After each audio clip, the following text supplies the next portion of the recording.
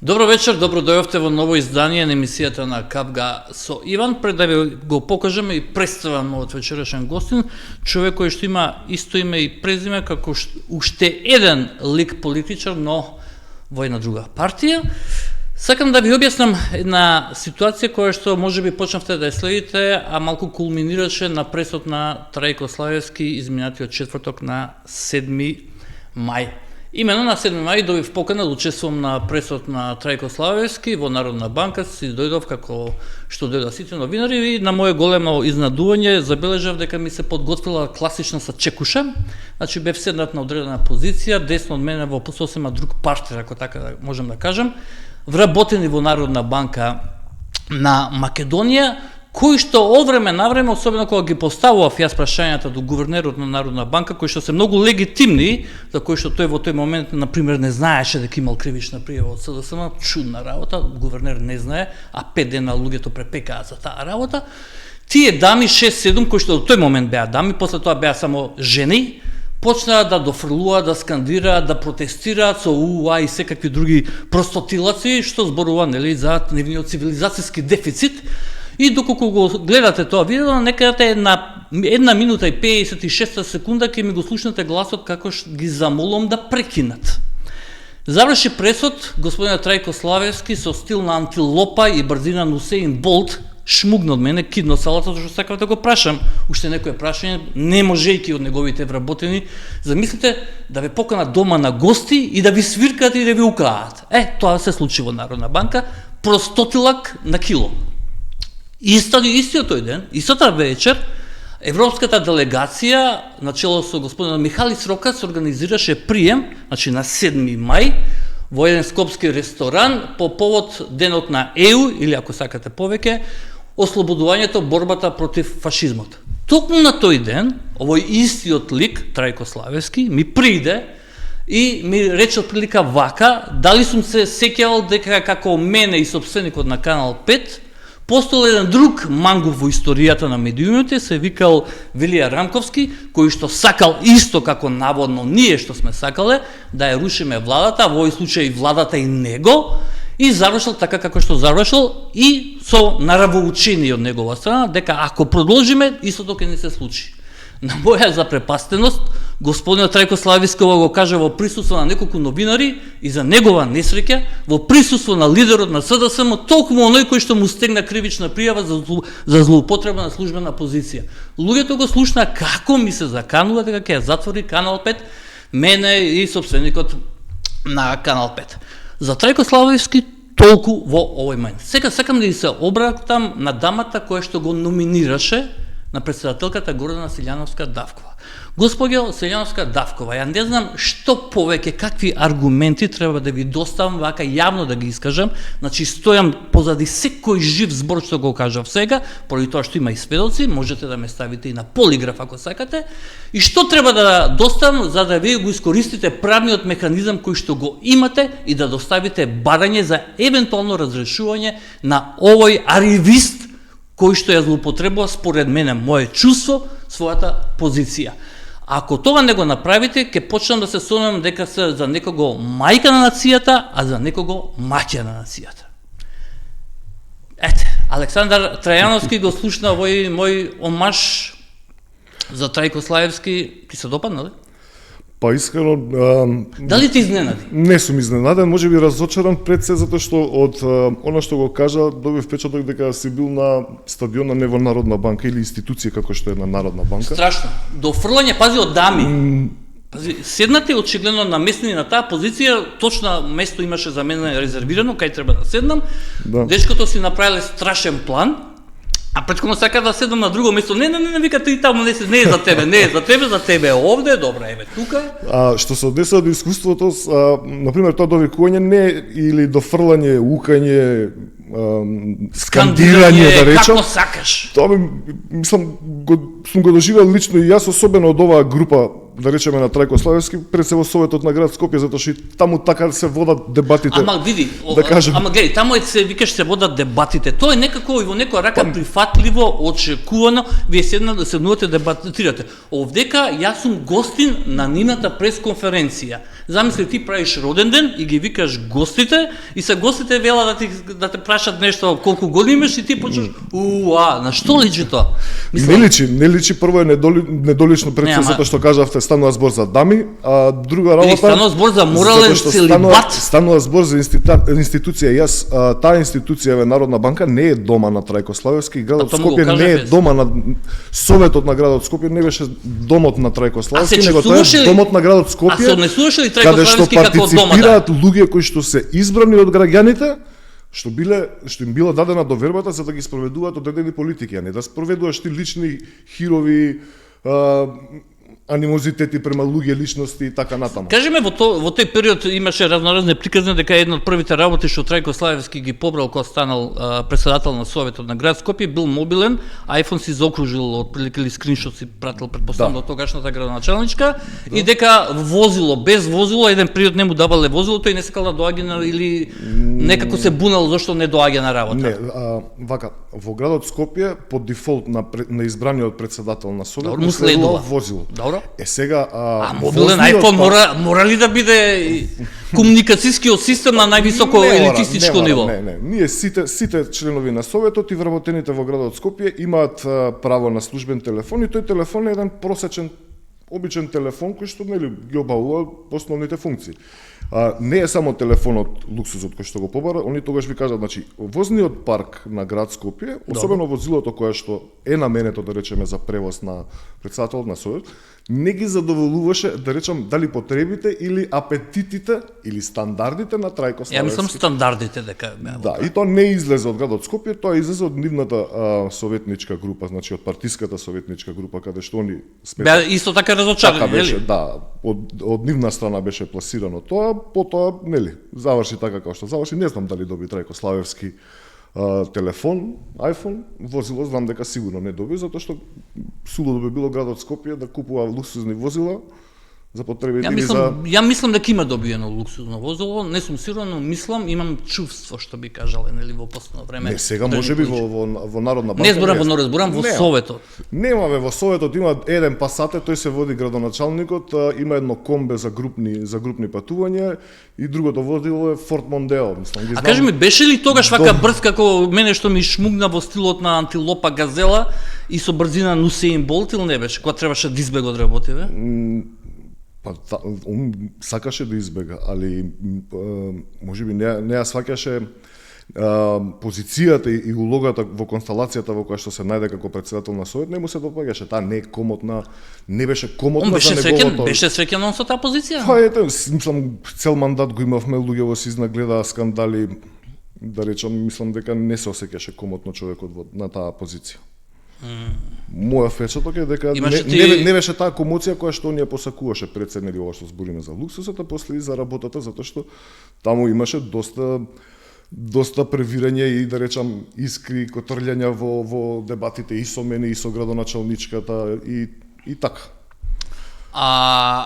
Од она јас што го знам, сега лично што го познам, гледам, можам да кажам дека не е човек кој што сака прашање, што е чудно за професорот од факултет. Види, за него има една... што не дозволуваш да ти постават прашања кои што не се чувствуваш. Ме слушна имена како беше, нели? Да.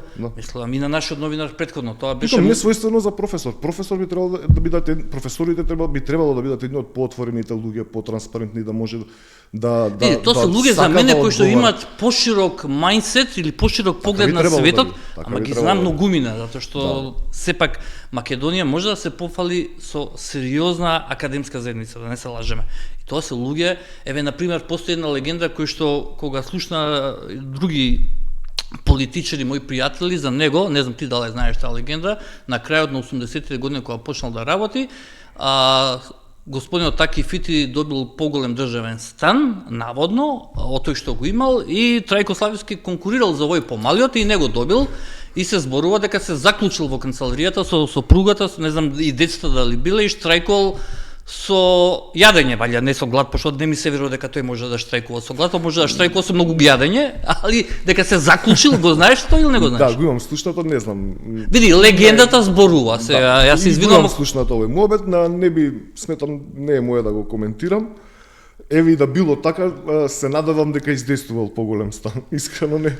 Чим се одлучил на таков чекор човекот да оди на штрајк со глад или со јадење? Ја мислам со јадење дека било кај. Најверојатно ја го свртал вниманието и го издействувал. А кога сме кон ние индици кои што веќе во јавност ние ги пласиравме некои други медиуми и во крајна линија политичката партија СДСМ му поднесе кривична, ги знаеш ли ние моменти околу продолжување на мандатот на вице-гувернерите, пошто ти си правник, сега ја не знам колку си навлезен во таа правна материја. Станува збор за императивен рок, знаеш што значи терминот императивен рок, кој што е во крајна линија испоменат во самиот закон за Народна банка, вели дека не подолго 2 месеци, а тоа е во ставот 1, а во ставот 3 дека ќе ги извршува, како се вика, вице-гувернерот, односно членовите на советот, таму се водат како членови на советот, до назначување на нов, но тоа никако не значи дека до бесконечност може, дека тоа мора да се гледа во корелација. Се гледа ли во корелација тоа со ставот 1, кажи ми? Па, можеби не се гледа, но исто така и наративот на текстот во тој член исто така остава простор. Може би затоа го експлоатираат тој момент каде што не е децидно дефинирано колку време може да биде. И тоа не е само за Народната банка. Види, ама ставот 1 прецизира колку може максимално. Тој е императивен рок. Тогаш чуму би го напишала тој императивен рок, зашто тогаш би ставале рок. Точно е во рокот, но они го експлоатираат она што не е додефинирано во текстот. И тука како да кажам, како сламка се држат за тоа, затоа што сметаат дека се праведни во нивната постапка.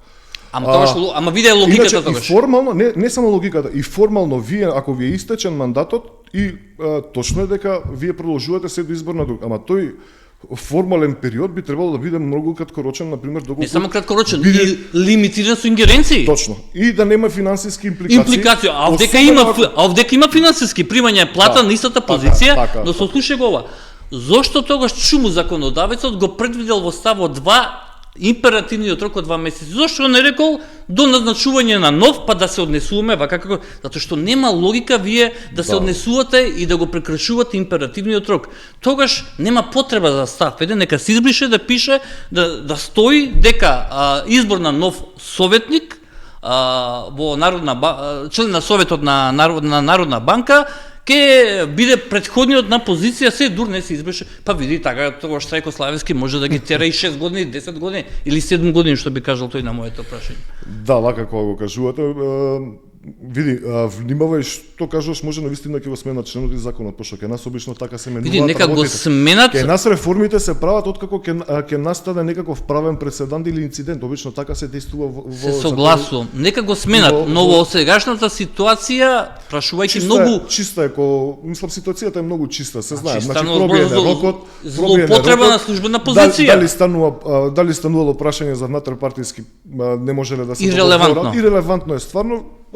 Црно на бело, пластиката е дека рокот е пробиен, тие членови на советот мандатот им е истечен и не требале да продолжат. А слушај сега еден друг момент, затоа и се обратив на или можеле да прескокнат седницата се до назначување на нови членови на изборот, то тогаш да продолжат со работа. Но ете, гледате, тоа не е ситуацијата. Али еве гледај сега па еден друг момент од страна на претседателката. На претседателката и пишуваме мејл, ја и го пишувам како новинар, уредник и директор на оваа телевизија, таа ме повикува на пресконференција заедно со претседателот на Црна Гора, вика Иван Мричевски ми пиша, не баре, јас сум Кајакар, па сега е чудно што Кајакарот Мричевски пишува на претседателката политичко прашање, но не се еве тоа, претпоставам дека сакала претседателката да го индивидуализира проблемот мој со Трајко, а не да го институционализира, затоа што станува збор за институционален проблем. Точно. А прашањето беше многу едноставно, дали ќе се повика на членот 53 став 2 алинеја 2 кој што вели дека претседател тој што номинира во случајот членови на совет можат да бидат предложени за разрешување, парламентот ги разрешува, а во случајот на гувернерот може претседателот на државата и на исто тој представили да. Иако прво беше збунка, нешто не се сети дека е така, па ваѓа се потсети дур одговараше, да така стои, јас го викнав на разговор, ќе видам. И можеш ли да замислиш каков одговор добив од незе? Прв пат ќе го кажем одговорот на претседателката. која што сама призна дека има правни механизми, вели вака: не, за жал, јас немам правен механизам, одговорноста за проценка на работата на гувернерот го има Советот на Народна банка. Односно ми вели човекот кој што председава со Советот на Народна банка треба сам себе да си пресуди и да каже, и да се осудни, да каже: еве, ја направив кривично дело, сега ќе се пријавам во каква небулоза. Да, не само него, тој преседан така не може, значи не е така. Мислам дека Советодавното тело на Народна банка ги спроведува политиките, монетарните политики. Не, Советот на Народна банка раководи со Народна банка. Тоа сакам да кажам, ги спроведува народните монетарните политики. Не може истото тело да биде мерит систем со кој што ќе се оценува работата. Напротив, ако тие се оние кои што ги спроведуваат, не само тоа, Александар, никаде во законот не стои, особено не стои член кој што вели дека тие се тие кои што оценуваат. Председателот на државата ги предложува. Но не и се, ајде да не навлегуваме толку. Ја од ова што го зборуваме, можам да кажам само дека не му е прв пат Трајко Славски да има слободно толкување на имаш законите. некој друг пример?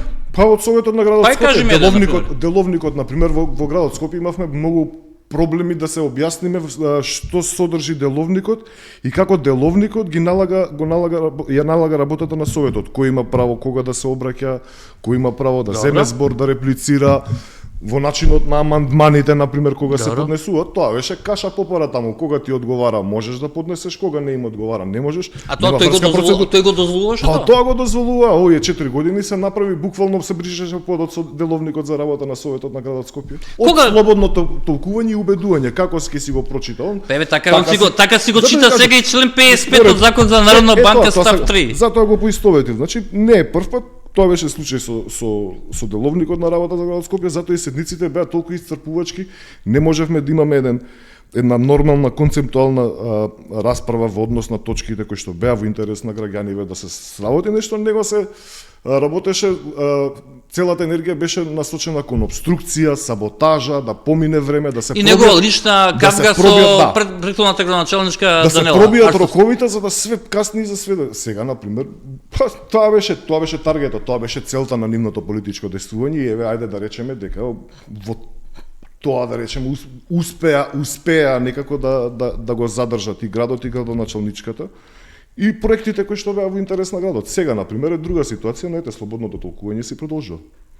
А кажи ми, кога стана ти заменик градоначалник? Па кога беше негде на половина од мандатот септември 2023 година. Трета, така? Да. И како дојде ти така, те бира так еци ти правеше градоначалничка да рече хоп, еве го Александар, ми испадна на 5. Или ти си мал зајак на крај? Јас сум... Мислам, како така симпатичен беше, шеташе покрај низината канцеларија, па ти виде, еј, Александар, како оди тоа? Пошто ве гледам дека викаш сите се договорат и испадна дека ти си Дева Марија во најмала рака, но еве, ајде Дева Марио, кажи ми како тебе двака те избрале, како те пронајдо најквалитетниот? Најверојатно ради искуството. Јас бев советник, член на Советот и во претходниот мандат, претходните 4 години. Ама не си бил заменик председател, искуството од советник до заменик председател. Добро, ама ја познаваш материјата, ја познавав локалната. А Неделчо не ја познава са материјата што го винувате за кај Укарпаш. Па се викаш ти ја познаваш, а Неделчо не ја познава? Не знам Неделчо дали ја познава. Ајде се вратиме на Неделчо после на Карпаш. Да видиме се. И како тебе те одбра, многу интересно, ајде да видиме. Па еве ви кажам, моето искуство и најверојатно затоа што се прво беше како дојде? Како чек, аме те молам, одговори ми бегаш од прашањето. Како дојде градоначалничката и го напиша како едно CV твоето искуство и се понуди? Ти се понуди? Па не, вајда незините соработници од градот, од секторите ме предложија како еден од луѓето кои што можам да имам додадена вредност и да придонесам во решенијата. Значи беше во периметарот нејзин, што би рекла, нели? Кога имаш веќе додадена, тоа што формална комуникација и во кампањата и овака. И потоа кога настана оние политички превирања и да речеме раскрстувањето на коалицијата со ВМРО ДПМН. Значи нема врска дека Гром партијата на Стефчо, односно ти како експонент на Гром во нема врска дека тогаш беше во коалиција. Нема врска апсолутно. Напротив, и првично ние останавме затоа што ние во тога и уште тогаш се уште бевме во коалиција и Гром беше во коалиција со ВМРО ДПМН, иако на локалните нели имавме веќе проблеми. Види, ти кога стана заместник градоначалник, не бевте во коалиција со ВМРО. Не зборам за Ја почетоците. те прашувам, значи ја не знам како ти тоа успееш, што се цело време се обидуваш како дошт, не се обидувам. како дошт околу дојран. Значи немај, молим те. Тоа беше многу формално. Седнавме со градоначалничката, си направивме муабет. На чии иницијатива? Она те викна или ти се покани сам? Градоначалник не, градоначалничката ме повика.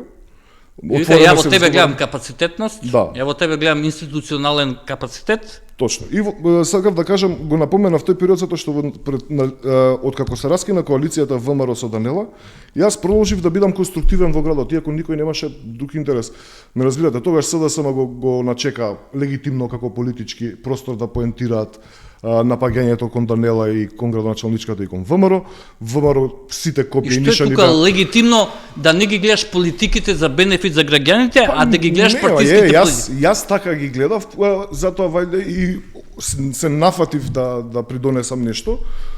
Кај нас така иде политикава, значи само за партијата да биде добра да поентира, ние да собереме политички поени. Ама тоа важи за гром, ама тоа важи за гром. Ние останавме конструктивни.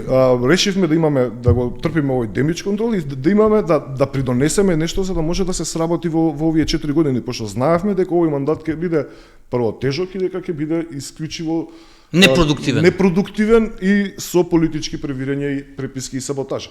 Тоа се наговестуваше и во Карпош и во град Скопје. Моето искуство беше како да ги институционално во градот како можат да продолжат да течат програмите, иако ВМРО не ги поддржуваше. Иако тие програми беа круцијално прво за институциите, за установите. Која програма ВМРО што била круцијална не е поддржувала? Баш ме интересира, да ги осудиме заедно. Знаете како ќе ви кажам, најголемата, најистрошена критика во градот Скопје во Советот е годишните планови за вработување на било кое јавно предпријатие или градот. И на тоа ви е систематизација која што предвидува секогаш отприлика околу 100-120 на работни места. Добро. Кои што нели во системот се празнаат, идат луѓе во пензија, не дај Боже смртен случај. Заминуваат во странство. И сега и тие се според систематизацијата кои што места мора да бидат пополнети. Вие ги давате на Советот да се изгласат, што е тековна законска обврска. И ви стои во одлуката во образложените, доколку не го гласате, треба да дадете индивидуално образложение зошто не го гласате. Индивидуално за Како јас, на пример, јас Александар не го гласам затоа што не знам, Иван Мирчевски треба да се вработи во водовод и ја не го поддржувам. Ако е до тој. Така е. Значи 4 години ние не изгласавме во ниту една програма за вработување. И сега што е работава партиски вработување? И сега седнуваме на маса, збориме за јавни политики. Викаме, кој вработување, викам, значи, Данела нели нема партија или основаше мала партија. Ние нели сме шака партија, 10 луѓе. Викам, ваму бараат 120 луѓе има. Кај ќе најдеме луѓе, викам да се вработат. Тие се луѓе според адвокат, соодветни со образование, позиција, искуство, сертифицирање. Со високо образование, претпоставам, за така ли? различни, да, сектори. И сега, на пример, рачунајте вие, каде на почетокот во 2021 водовод, ако има во секторот сметководство, кај што се пресметуваат сметките што ги добиваме граѓаниве, 36 луѓе, на крај се доведува водовод во ситуација да имаш 12 луѓе, да не можат 12 луѓе да постигнат да ги изработат сите сметки на сите корисници на вода. Ова е само за водовод. Да. Каде ни се паркови и зеленило, ова за автобуси е више излишно да го зборим. Мислам да не. Ми станува здодевно, дај да одиме понатаму. Да. Премногу со податоци не беше тоа поентата. И ти во еден момент не разбирам, значи не е само за граѓаните, треба да имаш да ослободиш институцијата да може да продуцира. Ја имам едно милено прашање. Вие работаве све да држиме под вода под уцена. Имам едно милено прашање кој што сите политичари, особено оние кои што беа дел од политичкото милје изминатите години 15, 20, 30, а пошто викаш дека си ја гледал емисиите, знаеш дека ми е милено прашање, зошто молчеше? Кој молчеше? Не, тоа ги прашам луѓето. Нели го прашав Маријан Ѓорчев кога беше за Бугарија, за договорот со добрососедство, тој наш амбасадор во Софија и молчи дека, а сега ни зборува дека тој бил асиметричен, никаков таков и онако. И сега тебе те прашам. Ако ги гледаш дека ова сето се случува и тебе те става заменик градоначалник, нели ти ги виделе перформансите перфектни кои што ја не се соневам, и ти гледаш дека тоа не оди, не се изгласува, што не си даде оставка? Си дадов. Ама не, градоначалничката даде, до тоа доаѓаме. Градоначалничката, она вика дека 2 месеци пред ти да си дадеш, дека она те разрешила сега. Тоа знаеш како викаат, кога ќе раскинеш со девојката и она ти вика ти не можеш да ми раскинеш затоа што ја ти раскинав на тебе. Мислам така ајде да не сакам. Добро, сам оставиме да го види, а мијам зошто те го прашувам ова. Сега, едно од главните образложувања твоја кои што ги најдов по порталите твоите изјави беше така нареченото, еве јас така го нареком, сараизација на град Скопје. Да, од Калдај, од Сарај, директор ќе биде.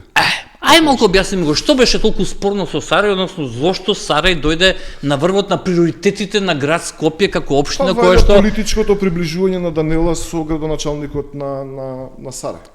И легитимно до некаде политички би можел да кажам, затоа што во Советот на градот Скопје дуи имаше 5 членови на Советот.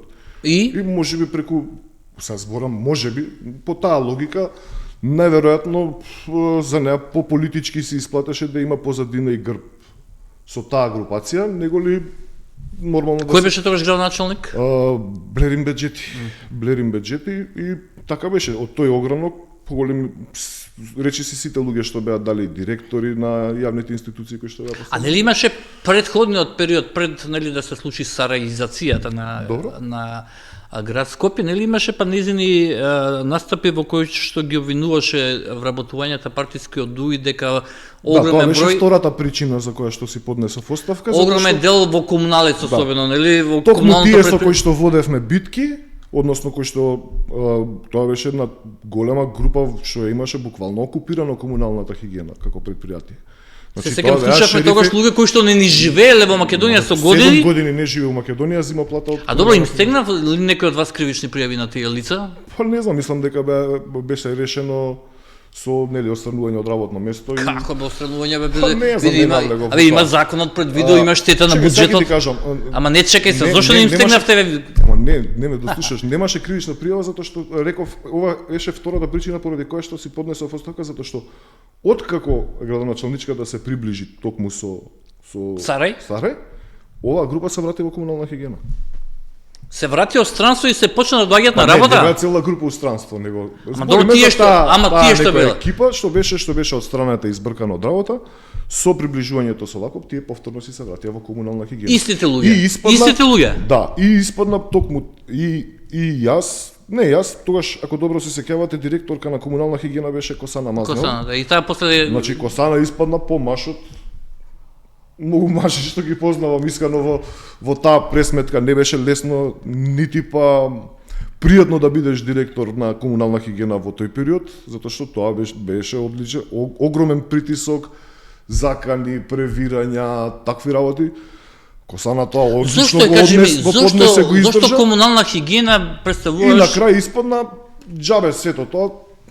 Зошто комунална хигиена, според тоа што ми го раскажуваш, испаѓа дека е работел со ништата за дел од нашите сограѓани. Зошто толку тепање за да бидеш хигиеничар во комунална хигиена? Може да ми го објасниш тој момент? Не за нас граѓаните не е. За сограѓаните зборам, за нашите сограѓани. За партиите, јавните предпријатија се буквално кутии за подкусурување. Знаете како? Мене нешто што ми сметало е што дисфункционалноста на јавните предпријатија на градот, зборам за градот, а сигурно и во другите институции, е токму тоа што се дадени на одредени партии да прават буквално што сакат. И они го сметаат тоа дека е како партиски плен? Да. Во секоја коалиција, на пример, победувате на избори, ова е на ВМРО, ова е на ДУИ, ова е на И правите што ќе правите ваше? Да, ваше си. Ваше си, и така си. И така било од секогаш. На пример, порано во време на Коце како било, водовод бил на ВМРО, комунална секогаш бил на албанскиот, комунална секогаш бил на албанскиот блок, дали биле вле сега, дали ДУИ, ДПА порано. Партнерот на ме разбирате. И сега ВМРО они што прават во комунална, другиве не критикуваат, додека овие не им се мешаат во работата што се случува во ова предпријатие. Ке нас затоа сме дојдени до вас. И сега јавните предпријатија се доведуваат во ситуација каде што имаш човек кој што храни фамилија, леп вади од тоа работно место 10 години, да речем и повеќе, и на крај ќе ти се јави некој од партија направи ова таму и он ќе го направи тоа од партијата што му го кажува. Не затоа што он не се чувствува припадност кон институцијата која што ја и ти може да збориме се малце да тоа е проблемот. Да направиме аналогија, дел од нашите сограѓани не чувствуваат припадност ни кон државата, а камоли кон јавното предпријатие. А и затоа ви кажам, и партиите највише се комотни во јавните предпријатија затоа што си се вработуваат кадри, идеш на работа, не идеш на работа, зимаш плата, работиш, сидеш у 8, тоа сакаш, мислам. Океј, доста беше, па и овај може да додем. Неделчо ти го спомнав, се обидам да направам аналогија, пошто го спомнувате, и Стефчо Јакимовски се јави, почна да дига еден вид на паника, што е ова, се бира нов градоначалник без избори, Сотир Лукровски, актуелниот градоначалник, само да оставиме ти тоа го шеруваше на твојот Facebook профил, дека е тоа криминал, дека тоа не може така, и на крај, еве ти пред да почнеме го спомна, вика, прават промена во централен регистар. Вие сте сигурни дека има промена во централен регистар за градоначалник? Да ти покажам централен регистар да го видиш, можеш? Еве ти во централен регистар го читаш. Општина Гарпеш, деловно, добро. Само ако може камерата да го даде, сега ќе скролам. Ај види одговорно лице кој е. Ај погледни само. Ако поднеле барање не значи дека не знам историја, добро, окей, имейл. Ама види, ако поднеле парите за градоначалник во рок од 24 одговорно лице, али окей. Како не пише одговорно лице? Еве го, ова што пише овде дека? Добро, да. Така. Зошто не проверувате пред да седнете да... И зошто не оставате, сериозно ме интересира, шанса дека некој човек може да биде болен? Не разбирам зошто прашањето е адресирано до мене, но еве ќе пробам да го одговорам. Ама чека, ти си представник, експонент на Гром, ваља можам да зборам и како Не, Алекса... во однос на... Можам да зборам да се адресиран на Гром према тебе или не? Слободно, да, и... Зашто види, не те викнав како аналитичар овдека. За Сотир Лукровски и неговото боледување не можам да кажам дали Сотир Лукровски е навистина болен или не. Ама не си ни ти тој што е овластен тоа да го кажеш, ни ти јас, така ли, во крајна линија. Од друга страна... Но тоа се проверува. Да. Исто така се проверува, ова што го кажувате сега дека се проверува дали се уште е официјално лице. Не, ова е од Сабале, од сега пред малце. Ова е реал тайм, база на податоци со централен регистар. Но тоа не значи дека не е поднесено барање за промена. А една работа е да поднесеш барање да аплицираш. Добро. А друга работа е да кажеш дека е сменет. Не. И второ, апликацијата не значи гаранција дека тоа ќе биде сторено така. Мислам дека и во наративот на соопштението и нашето и на обраќањето на имало обид, пази внимај го терминот. Имало обид. Како се дошле луѓево од Неделчи компанија се ја буткале на мускули вратата со овие од централен регистар, овие се Не е така, поднесуваш барање или ти го одбиваат или го прифаќаат. Карикатурално сака малце да го представам, мислам дека без везе вие да не речеме еден вид на политичко лешинарење се да фатите за човек што не знаете дали е болен. Во крајна линија, законот предвидел за вакви работи дека постои, и точно го читав законот за локална самоуправа, дека мора да именува човек кој што ќе ги врши неговите функции, кој што исклучиво член од советот. Да, тоа е исто. Слично е толкувањето и заменик градоначалник кога добивате Да, но ваму му се ограничувањата лимитирани, со тоа што претпоставам дека Неделчо или кој да е што ќе го менува Сотир Лукровски, не знаеме до кога ќе го менува, и претпоставам дека законодавецот предвидел колку таа замена може да остане на таа позиција, зашто па не е ни во ред замената да остане до крајот на мандатот, нели? Добро. Зошто тоа не го испитате, зошто тоа не го преверите, него пак и ти речам, греот е некако да седнеме да го крусифицираме и да го стигматизираме дека тој е преварант, он не е болен, ужива, ама еве неќе да биде градоначалник. Од кај вас интенција дека он не сака да биде градоначалник? Па мислам дека во моментов од она што се гледа од фактичката состојба, јас стојам на ставот дека Сотир Лукровски не сака да биде градоначалник. Си го прашал? Не, она што можам да го перцепирам. Од друга страна, исто така гледам дека и граѓаните не сакаат Сотир Лукровски да биде градоначалник. Како го дозна тоа дека граѓаните? Еве кажи ми, те молам. Јас сум од Карпош, ти си од Карпош. Јас шетам и што се мене мислиш дека ми приоѓаат луѓе и ми велат јас знам дека Сотир Лукровски не сака да биде и јас не сакам да биде. Немојте молам. Не, мислам дека луѓето се... Знаеш како, дојдеш од партија која што дала градоначалник кој што бил сигнификантен. И што ги има поместено, да речеме, но има како во позитивно, толку и во негативно, да не се лажеме јас и ти сега. Добро, како? Ама сега зборуваш од стар Карпошенец, роден во Карпош. Сега немој да ти кажам, знам како било и како е сега. Значи, ја не можам да му ја заборам зградата на Фатмир Етеми на Стефче што му ја даде до војна болница, помеѓу војна болница и бензинската на Мак Петрол. Значи, тоа е за мене пар екселанс, да не кажам што, знаеш и самиот. Да не ти кажувам други работи, а како што ви одите по перцепција, шетам ја по зградиве, викам што правите, Сабале беше Стефче и отвори сандачето. Шо бара бе Стефче поштенското сандаче по комшија ние. Знаеш каков муабет има во Скопје? Дека во секоја втора зграда Стефче ме комшија. А тоа нема врска, не сакам да верувам те молам, на мимикри за вистинската и фактичката ситуација на теренот. Вие може да верувате во што сакате, исто како и во приказнава дали Стефче бил комшија со пола Скопје, исто така и во... Не пола Скопје, Карпош реков. Не Скопје реков, тоа не бе. Не се извинувам, ако реков тоа што се извинувам, пола Карпош. Се извинувам, пола Карпош. Тоа е Карпош. избор ваш. Вие секој човек може да верува во што сака. Значи ако сакате фактички може да ги проверите информативци. Апсолутно. Апсолутно. Така и во оваа ситуација. Дали Сотир Лукровски е болен, не знам. Вистински болен. Дали има поднесено фактички боледување? Да. Дали е на работа? Не. Дали претходниот градоначалник бил на боледување, па му носеле дома документи да подпишува? Да. Тој Стефче Акимовски. Да, и тоа јас колку што знам, знаеш ли ти дека Стефче Акимовски имаше доста големи битки со здравјето. Знам. Што го знам лично човекот, знаеш, Да. како била емисија. Ама дали е во ред според... Не само тоа, и дали е во ред, тебе бидеш гледаш на убава располагање. информација, кажеш, носени му се дома документи. И тоа Добро. за тебе е во ред, и од етички, и од формално правен аспект. Зашто? Значи тоа е за... Ама види, тогаш значи дека ти реално не ги извршуваш задачите, седиш дома, а се легитимираш дека си во полна правна и физичка кондиција за да ги извршиш задачите. Моје мислење, аматер не разбира. Сега пак, значи ако сте во функција на граѓаните, вајда ќе се ставите во функција и од дома. Ќе бидете на располагање. Са, видете, тоа е пристап и начин како ги гледате работите. Не, тоа е пристап и начин законодавецот пропишал како се гледаат. Не тука, сегде во свет. И без разлика, не е да било проблем или да било, еве да речеме, најверојатно сигурно ќе имала постапка.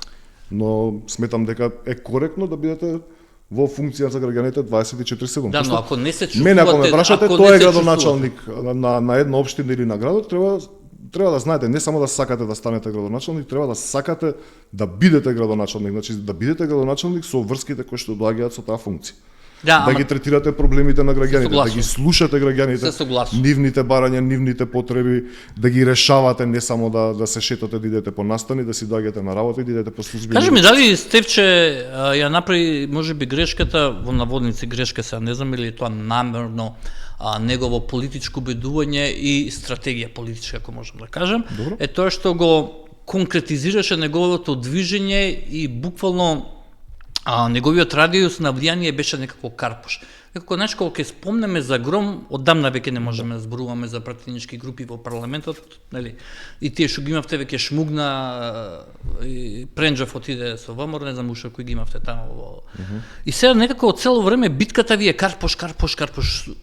Нели се обидувате малце повеќе да ја проширите таа приказка? Зошто се доведувате на една малска партија? Не се доведуваме. Мислам во наводници се извинувам да не ме сватиш лошо. Тоа е како више после кога го каже без разлика дали ќе се извиниш, јас не го сваќам ова како навреда. Ама зошто без разлика ако ти велам дека сум заборавил наводници, зошто ми го земаш за зло? Не го земам. Воопшто, значи тоа е ваше мислење. Мене не ми се допаѓа. Јас се извинувам се. Најверојатно и мене ако ми сметало да бидам дел од малска партија како што велите вие, немало да бидам дел од оваа партија, ќе сум заминал како вие други што ги наброивте. Ама не си заминал. Видете, во политиката според мене сметам дека треба да бидете истрени и конкретни во она што сакате да го промените. И малку прагматични и лукративни.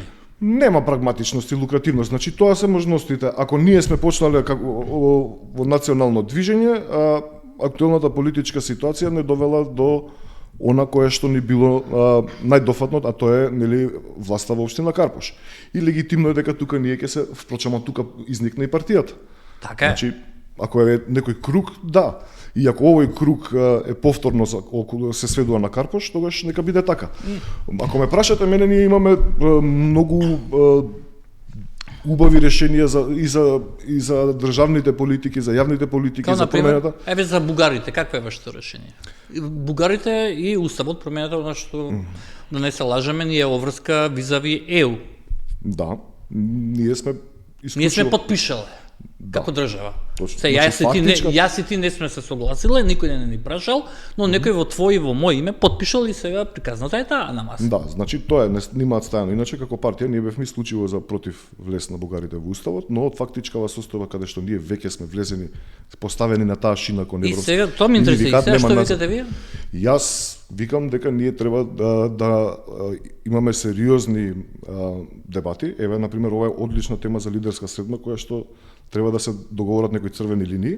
И ако мене ме прашувате, црвени линии веќе има во 2021 за време на ковид во собрание тие се многу убави црвени линии, само никој не ги практикува, никој не се подсетува на тоа. Тоа сакав да кажам, може да имало нешто во 2021, ама најверојатно не се прифатени од двете страни, затоа никој не ги спомена. Прифатени од двете страни, изгласано со 98%. Тогаш сега еве гледате дека никој не ги спомена, нити ги пласира во јавноста. Еве јас почнувам. И сметам дека тоа ни кажува само колку сме ние несоединети. Не, сваќам ли од твоите последни гостувања?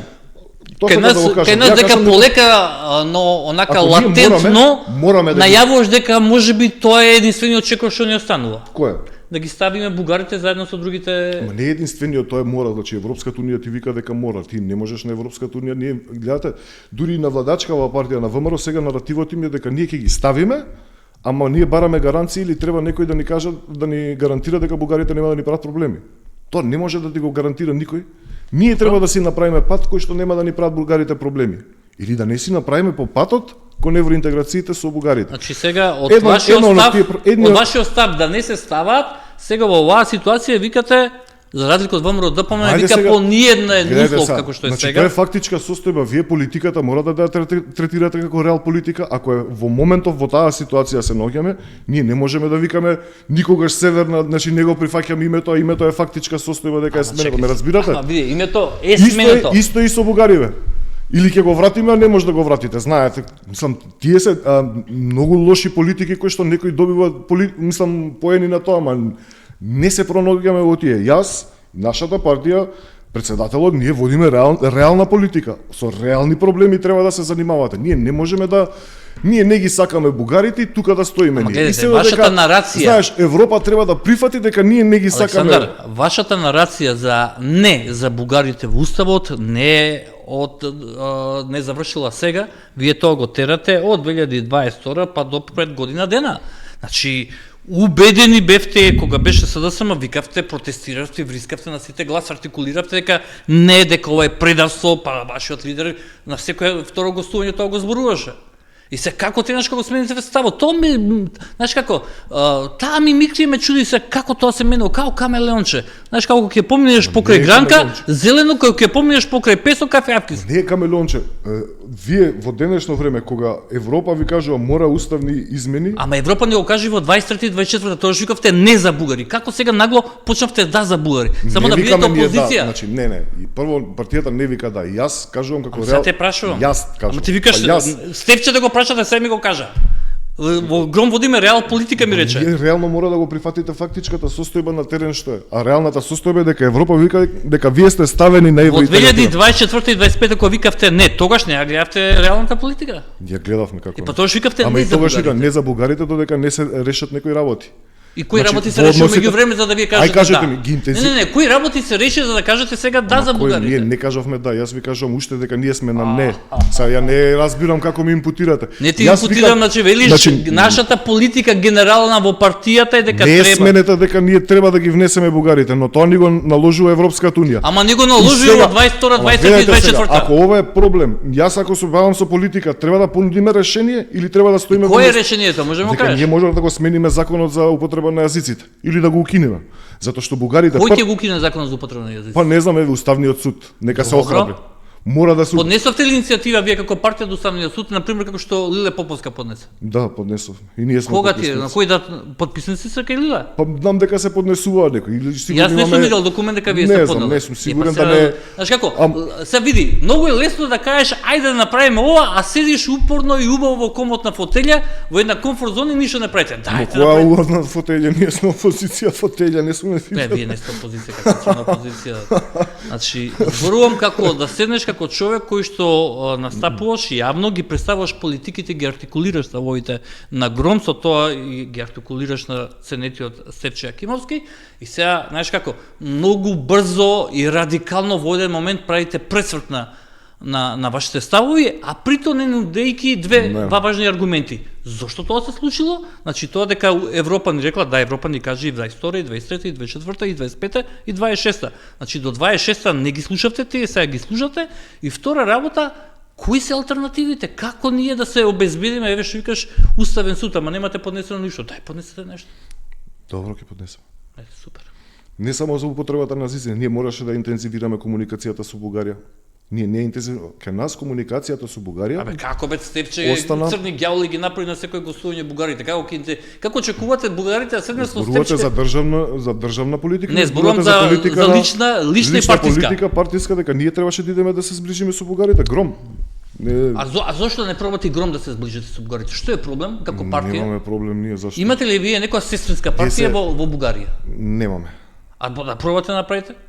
Па не знам, ќе видиме во Бугарија, знаете како политичката сцена е многу жива, партии се раѓаат и умираат и се расформираат за 2-3 години. Многу побрзо него кај нас, далеку побрзо, се согласувам. Ако гледате например во Бугарија, последниве 5 години, 8 изборни циклуси, значи имаше партии што се појавија, исчезна, освоија власт, па на следните избори падна на 1,5. И да, кога ќе видите во Бугарија на изборите сите оние кои што ги засега или ја пласираат, да речеме, политиката за односите со Македонија, најчесто завршуваат на политичкото буниште. Да, не гледате, дамата која што се тврди дека Слави е креатор на овој кажи го исто Каракачанов повеќе се политички. Костадин, како се Костадинов и тој исто што беше соседата Коса. Буквално Бугарија секој што почнува да го пласира прашањето за односите со Македонија, завршува на политичкото буниште.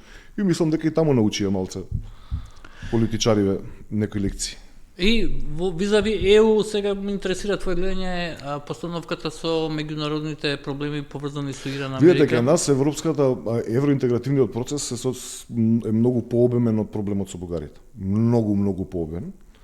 Тоа го кажува Европската комисија во сите извештаи, само кај нас се пласира во медиумите и во јавноста на што им одговара на политичките елити. Ама тоа е факт, го знаеме сите. Ако вие добиете извештај од 40 на 50 страни, не можете да зборите она што го се држиме за сламка со го зборуваше за тие кои што работеле во комунална хигиена 7 години и што не биле, па после се вратиле ги примиле назад. Мислиш дека ако сме членка на ЕУ дека тоа така ќе помине? Мислам тоа е, да ти кажам. Мислам тој цртан филм. Да, и затоа ви кажам. Тој Симпсонови, ма не е Симпсонови. Ние треба да граѓаниве треба да знаат дека ние голем дел од тие фондови на Европската унија веќе ги користиме. Многу фондови. А те знаеш уште колку не чекат со отварање на кластери? И сега ние не сме со една нога што се вика, значи ние сме подвлезени со, да речем, како со прстињата од ногата. Користиме некој базен на фондови кои што навистина гледате дека ни помагаат во остварување на одредени политики на институции, полиција, такви работи, субвенциите во земјоделието исто така. И сега замислете, имате уште многу работи што ги захтева тој извештај или што ги критикува и ние секогаш се врзуваме на она што емоцијата највише ги засега. Европа визави Америка и визави Хормус Иран, како ја гледаш работева?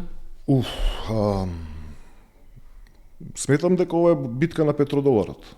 Тоа сигурно дека е. Значи ова нема никаков личен анимозитет, нити во оние тези дека не знам Израел Нетањаху го навел, го прелажал Трамп. Види дека Израел и Нетањаху дека имаат бенефит од тоа што се случува, особено Нетањаху поради кривичните процеси кои што никако да почнат против него. Тука нема муавет. Сега да го напоменам, кога ќе видите и Америка, еве и она ако се земе тезата кај што кажува дека и претходниве председатели Израел на Америка пробувале Израел да ги вметнат, да ги внесат Америка во воен конфликт со Иран, не успеале, еве зошто Трамп. На Трамп му излегува Епштин, файловите на Епштин, а на овој му почна со така и сега тој е класичен дистракшн да не се спомнува. Имам многу пријатели во Израел, ќе ти кажам дека Нетањаху е во сериозен политички пат. Таму е истрошен политичар кој што више дека сметам дека треба да. Да, но со радикалната нивна десница успева да опстане на власта. Па секогаш Израел, ако е нешто ги обединува сите луѓе граѓани во Израел, тоа е битката со Иран во Блискиот исток.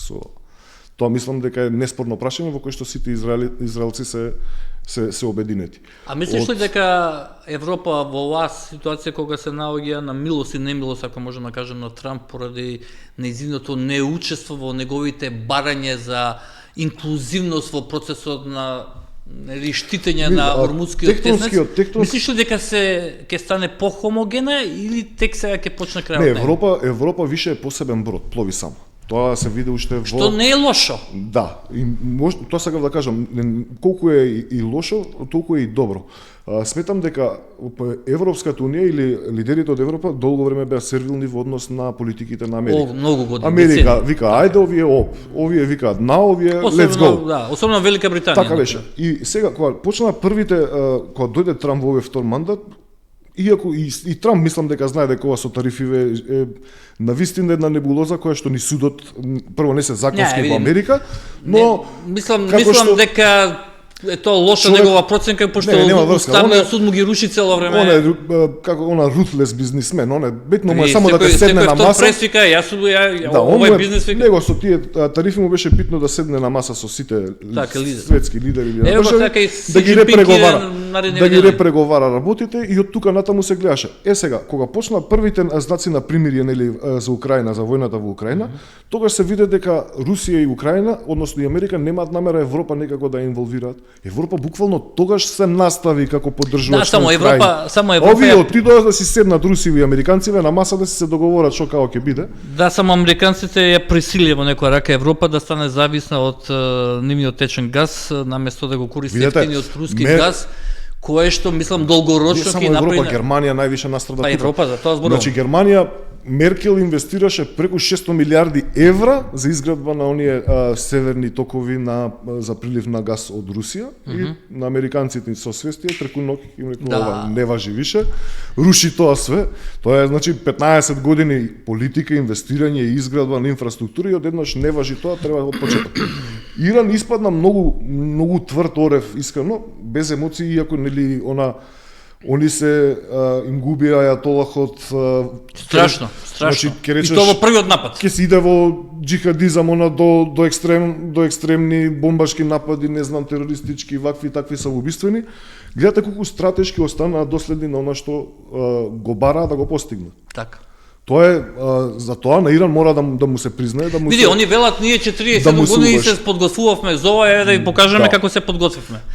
Иако реално мене ако ме прашаш дека таму има сериозен дефицит на цивилизацијски и на човечки права во Иран, пошто уклучувавме неколку новинари кои што се пребегнати, тоа е факт дека се случува таму се и се што, особено практикувањето во одредени делови на шеријатскиот закон и тоа е ужас, немам зборови за тоа. Да, ма јасно е тоа, значи шиитите се јако сконцентрирани.